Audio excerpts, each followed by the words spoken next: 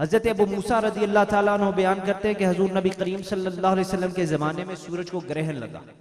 आप सल्लल्लाहु अलैहि वसल्लम अचानक इस तरह खड़े हुए यकदम और फौरन मस्जिद में चले गए और वहां जाके सबसे पहले तवील क़याम किया, फिर रुकू किया और फिर तवील सजदा किया। हजरत अबू मूसा रज़ी अल्लाह ताला अन्हु फरमाते हैं, इससे पहले मैंने नबी करीम सल्लल्लाहु अलैहि वसल्लम को इस तरह नमाज पढ़ते नहीं देखा था। I had never seen रसूल करीम सल्लल्लाहु अलैहि वसल्लम praying this way before. इस तरह नमाज पढ़ते मैंने ना देखा। जब नबी पाक सल्लल्लाहु अलैहि वसल्लम नमाज से फारग हुए तो आपने फरमाया, अबू मूसा ये अल्लाह ताला की निशानियां हैं जिन्हें अल्लाह ताला भेजता है। ये किसी की मौत और हयात की वजह से नहीं है, लेकिन अल्लाह ताला अपने बंदों को डराने के लिए इन निशानियों को भेजता है। जब तुम इस किस्म की कोई चीज देखो तो उसका जिक्र किया करो, उससे माफी तौबा मांगा करो और उसकी रहमत की पनाह में आ जाया करो। सुभान अल्लाह। काश हम अल्लाह की निशानियों को समझ सकें, जान सकें। मेरे भाइयों, रोज हमारे इर्द गिर्द अल्लाह की निशानियां दिखाई देती हैं। Allah shows us his science every day. हम रात को सोते हैं बड़े आराम सुकून से, अगले दिन के प्रोग्राम सारे प्लान बना के सोते हैं। रात सोते वक्त अल्लाह माफी दे ज़लज़ला आता है और सुबह कोई भी नहीं उठता। ये अल्लाह की तो निशानियां हैं। These are the science of Allah सुब्हानहू व तआला। और ये अब कोई दूर की बात नहीं है, ये बड़ी अहम बात आपको बताने लगा हूं। ये कोई पुरानी बात नहीं है। ये जो कोरोना वायरस आया है, आप सबकी न्यूज फेसबुक की न्यूज फीड्स इससे भरी होंगी, क्या करना चाहिए क्या नहीं करना चाहिए। जरा तहकीकी जो बात है वो आपके सामने रख दूं, आपको समझ आ जाएगी और फिर शायद हमें खौफ भी आए कि ये चीज क्या और डरने वाली जात कौन सी है।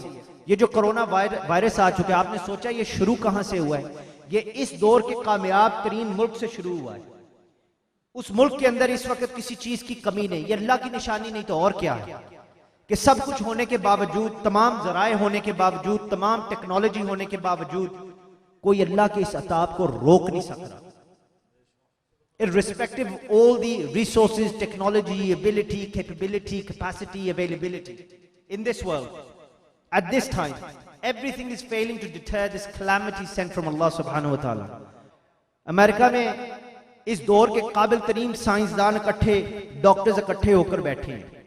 और ये मैं आपको डराने घबराने के लिए बात नहीं बता रहा। सानू की डर, डरना है तो सिर्फ अल्लाह की जात से डरो। ये मैं आपको फैक्ट्स बता रहा हूं, हकीकत बता रहा हूं जिस दुनिया की है। वो तमाम साइंसदान, तमाम डॉक्टर्स इकट्ठे हुए हैं और बैठकर कोरोना वायरस से बचने की उन्होंने तरकीबें और इस पर डिस्कशन की कि इस मर्ज से किस तरह बच सके। उन्होंने रिसर्च करके एक स्टेटमेंट जारी की। उन्होंने कहा कि दुनिया में कम से कम 70% बंदे इस मर्ज यानी कोरोना वायरस से मुतासिर होंगे, जिनमें से 5% बंदों की पक्की मौत है। ये उनकी तहकीक है। मैं बता रहा हूं कि उन्होंने क्या बात कही है।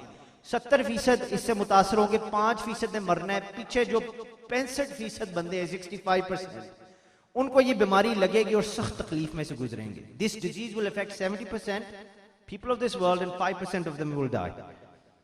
उन्होंने कहा कि अगर सारी दुनिया के तमाम मुल्क के तमाम मेडिकल रिसर्चर्स, तमाम जनाब सर जोड़कर बैठ जाएं, तमाम जराए इस बीमारी के इलाज के लिए सर्फ कर दें, तब भी कम से कम 1 साल से पहले कोई बचत की उम्मीद नहीं है। मेरे भाइयों, ये खुदा की निशानी नहीं तो और क्या है। ये अल्लाह ताला की तरफ से अजाब नहीं तो और क्या है। वत्तकू, अल्लाह से डरो।